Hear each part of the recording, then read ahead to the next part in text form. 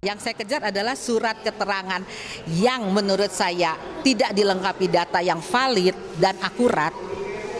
Tolong dibereskan sehingga image bahwa ada orang-orang tertentu yang bisa mendapat quote unquote ya ijazah dibilang gitu ya dengan cara yang mudah, dengan cara yang tidak lazim, dengan cara yang ya kita nggak tahu gimana caranya gitu ya, itu tidak terjadi lagi.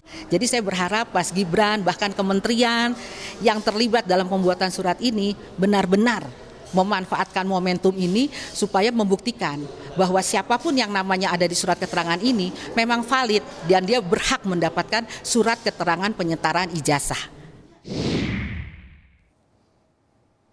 Gibran sebelumnya pernah menghadapi gugatan terkait persoalan ijazah di Pengadilan Negeri Jakarta Pusat, tapi kandas pada akhir 2025.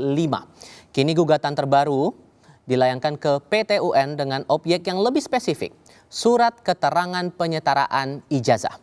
Saya masih berdiskusi dengan advokat Indonesia Australia, Denny Indrayana, dan Ketua Umum Militan Gibran Nusantara, Andi Azwan. Melanjutkan diskusi di segmen sebelumnya, Anda dituding oleh Bung Andi Azwan berkongsi dengan Roy dan Tifa yang sedang berpolemik di lingkaran kasus ijazah Jokowi. Ya nggak apa-apa, saya dituding apa-apa no problem.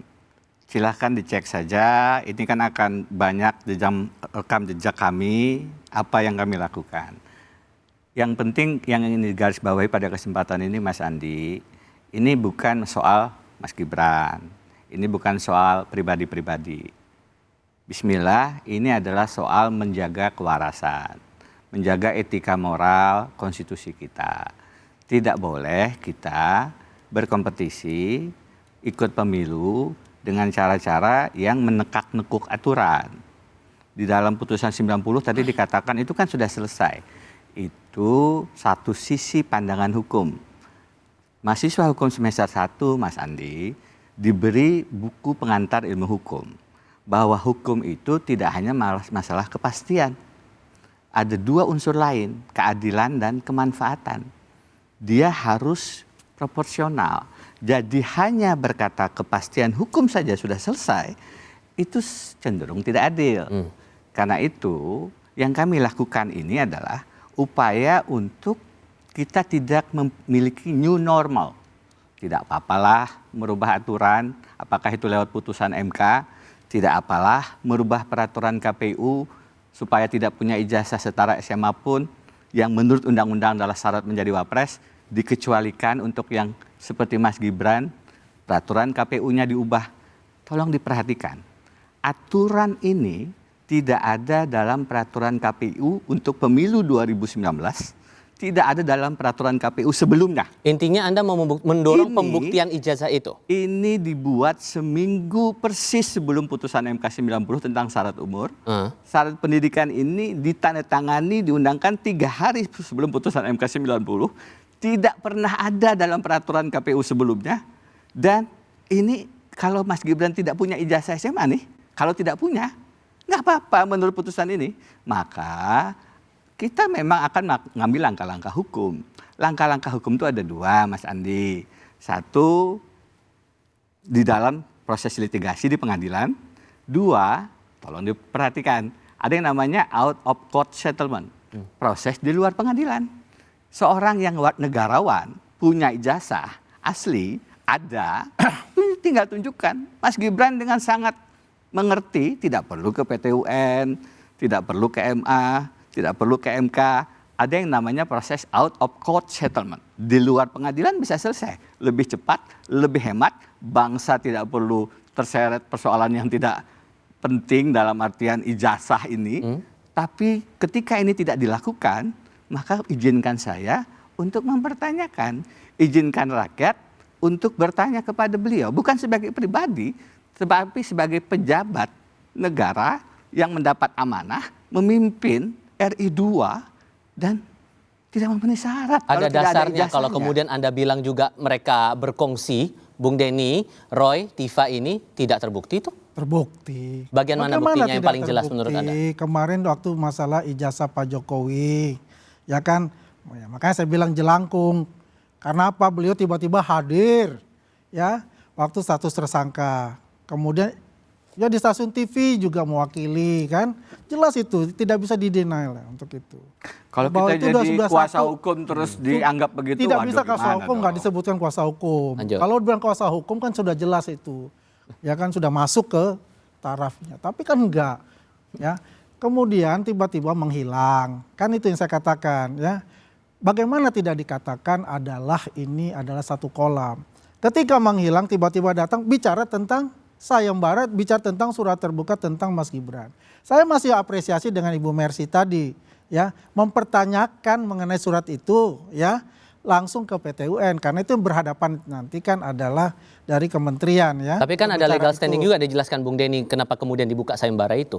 Legal standing di mana legal standing? Yang tadi penjelasannya? Penjelasannya Mungkin apa? itu diungkit lagi di tahun 2023 masalah putusan MK itu tadi dan dipertanyakan sampai Ya dengan kalau sekarang. legal standingnya kan bukan begitu model itunya ya kan dia kan harus ya yang terlibat langsung. Ini kan enggak ya kan di mana legal standing kecuali dia melapor ya baru ada legal standingnya dia sebagai pelapor gitu loh kan enggak ya saya sama kayak dia adalah masyarakat gitu kan tapi kan caranya berbeda. Kalau Bung Denny ini ya itu saya bilang satu kolam, kedua ini adalah sesuatu yang menarik atensi publik ya bisa pansos ya. Terus yang ketiga ini ya bisalah akan muncul lagi di publik secara politik untuk itu. Yang juga saya heran ini kan teman-temannya Bang Denny satu-satu ini semua. Ya kan? Dari Roy itu Subhan Palal, Bang Denny ya. Dulu ini pernah satu geng lah ya di partai tertentu itu. Oh. Kan begitu. Kan jadi ada satu timbul pertanyaan-pertanyaan di publik. Bagian mana yang menurut Anda argumentasinya tidak masuk akal menurut Tidak Anda? masuk akal. Oke. Semuanya?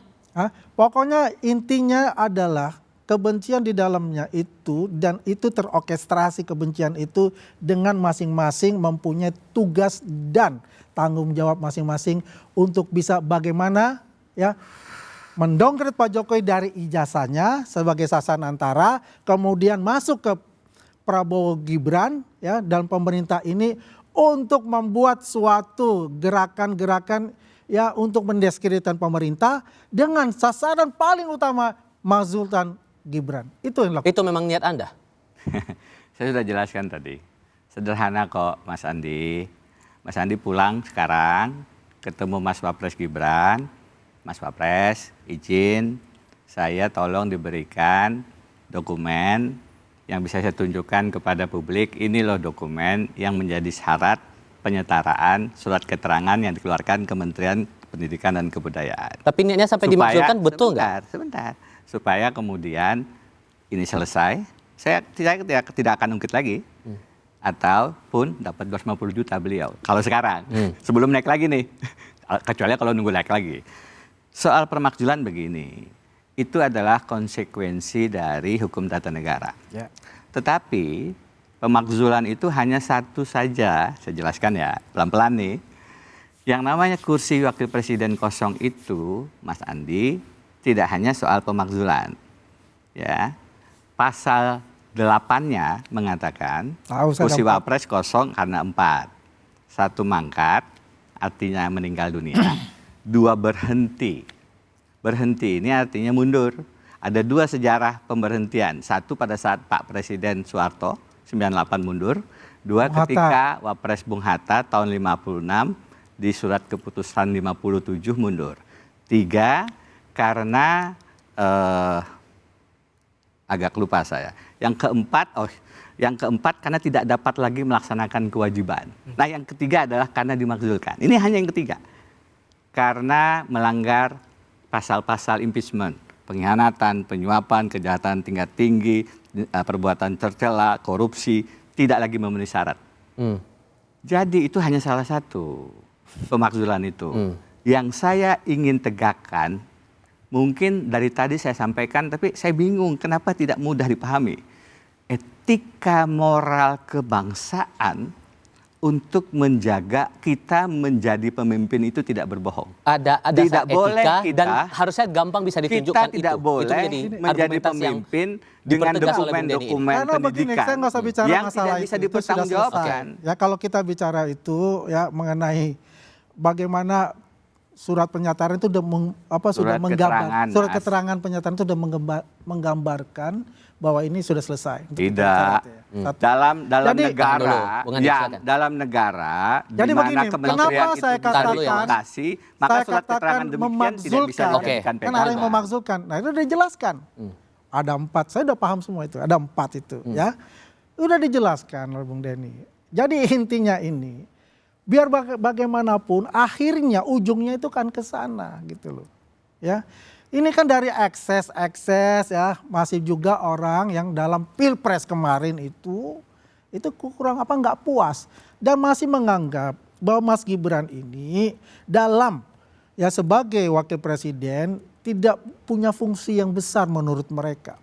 Padahal kita ingat fungsi wakil presiden itu ada pembantu presiden juga. Beliau ini telah mengunjungi lebih dari 100 Kembali ke masalah titik. dokumen ijazah. Saya mesti menjelaskan dulu. Enggak lah. Karena ini ada arahnya, saya bilang tadi pemakzulan itu. 100 titik untuk itu. Apa? Karena tugas yang diberikan oleh Bapak Presiden untuk itu. Dokumen penyetaraan ya, artinya di sini selama ini kan ketika dia mengatakan hanya pelanggar-pelanggar bisa dibuktikan oleh Mas Gibran ketika di mana? Di G20 di KTT di Afrika Selatan. Kaitannya? 1. Yang kedua, Mas, berkunjung ke kaitannya provinsi ijazah untuk menjelaskan semua program Astacita pemerintah di seluruh pelosok-pelosok daerah. Mas Gibran ditugaskan oleh Presiden dapat dilaksanakan dengan baik. Poin keijazahnya apa kaitannya? Jadi poinnya ya itu sudah selesai ketika surat keterangan penyetaraan itu ya oleh institusi KPU ya dan institusi-institusi lainnya itu adalah sah ya dan sudah ada produk politiknya. Presiden dan wakil presiden tanggal 20 Oktober 2024 sudah dilantik.